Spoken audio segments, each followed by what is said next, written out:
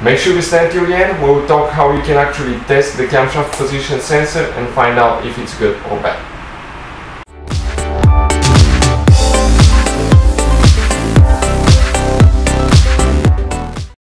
Hey guys, welcome back to Auto Repair guys. Thank you guys for watching and subscribing to the channel. Today will be super helpful video guys to any having a Dodge Challenger, and if you need to remove or replace camshaft position sensor for bank 1 sensor 1 or bank 1 sensor 2, stay with us. We'll explain how to do that step by step. There is one trick to doing that guys. We'll talk about that and how you can actually even test the sensor so you don't have to spend money on parts unless you have to guys. So make sure to stay till the end. We'll cover very helpful information today. So before we start, let me tell you a little bit about us. Every single car we get here at the garage guys, we try to make at least 200 to 300 free repair videos. Why we do that? Because our mission in the shop is to save you as much money as we can. All we need in return, please subscribe to the channel and like the video. If you need to buy any parts, tools for your Dodge Challenger or any car you want to save quite a bit of money, get them at a really good price and quick shipping, check out the link in the description of the video below. That's where we get all our tools and supplies from. So let's start on it now. So, right here guys, we have a 2018 Dodge Challenger 3.6 engine. We're going to open the hood.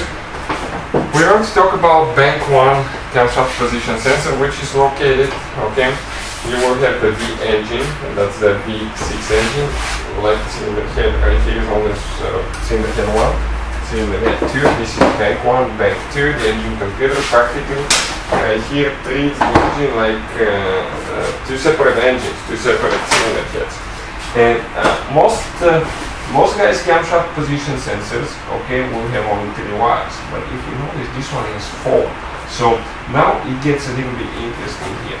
You can see this is your engine. You have dual variable timing components right here.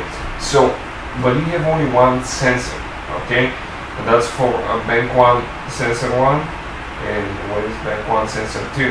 It's actually the same thing, and we will explain how guys. We need to go ahead and disconnect it by removing that red thing to the back, slide it to the back, push the connector in, now push down right here and then pull it out. Never pull from the wires because it can be damaged. If you have a code that relates to camshaft position sensor, always inspect the wires and make sure the connector is plugged in. Also make sure it's not contaminated with dirt, oil or anything like that. So sturdy, start looking good guys, and we're going to remove that screw now, that bolt. You might leak some oil out. Make sure you don't drop anything in the engine. If you don't guys, anything inside the engine, that will destroy. That can cost you thousands of dollars in damages, so you have to be really careful for that. So let's go ahead, do that now. We'll just go our 2 all the way to the bottom, but I haven't hit the 4, so that's a good sign. Okay, now that bolt guys, okay, came loose. Now that's the sensor here. Let's see if it's going to come out in an angle. Yeah, it did. And let us show you now. That sensor guys, it's actually, okay, let's leave the napkin here. It's 2 sensors in one. One side, on this side is sensor 1, bank 1 sensor 1 camshaft position sensor. On this side is bank 1 sensor 2.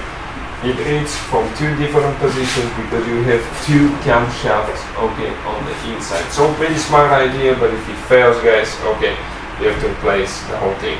Cover the hole so you don't drop anything, because if a nut or something falls inside, it goes in the cylinder head, it will destroy your engine guys, and you will need the engine replaced over it there. So that's how you remove it. If you want to see how to test camshaft position sensor, okay, on Dodge guys, we'll be making the video on our channel how to test camshaft position sensor. It's not very complicated, and you'll be able to find out if it's working or not on each side as well.